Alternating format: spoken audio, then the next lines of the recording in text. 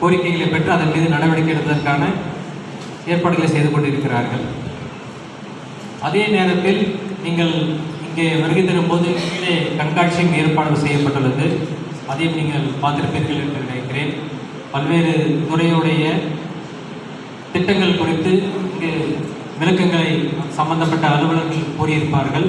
அதே போல் கீழவும் அந்த கண்காட்சி நடைபெற்றுக் கொண்டிருக்கிறது. நீங்கள் இதுவரை பார்க்கவில்லை என்றால் அதையும் தயவுசெய்து பார்த்துவிட்டு செல்லுமாறு கேட்டுக்கொள்கிறேன். ஏனென்றால் அரசை பொறுத்தவரை பல்வேறு திட்டங்கள் மக்கள் நலனுக்காகவும் வளர்ச்சி பணிகளுக்காகவும் உட்கட்டமைப்பு வசதிகளுக்காகவும் செய்து கொண்டு வருகிறது. அந்த திட்டங்கள் குறித்து போதுமான விழிப்புணர்வு எல்லாருக்கும் தேவை.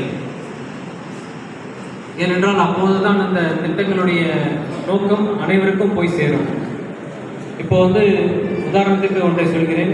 இங்கே நாம் பிறந்த குழந்தைகளிலிருந்து முதியவர்கள் வரை அனைவருக்கும் பல்வேறு திட்டங்கள் அரசால் செய்து கொடுக்கப்பட்டு வருகிறது. இங்கே நம்ம சிறிய குழந்தைகளுக்கான அவர்களுடைய வளர்ச்சியை பிரதானமாக கொண்டு பராமரிப்பதற்கான வாய்ப்புகள் அவங்களுக்கு சுகாதாரத்துறை மூலமாக அங்கே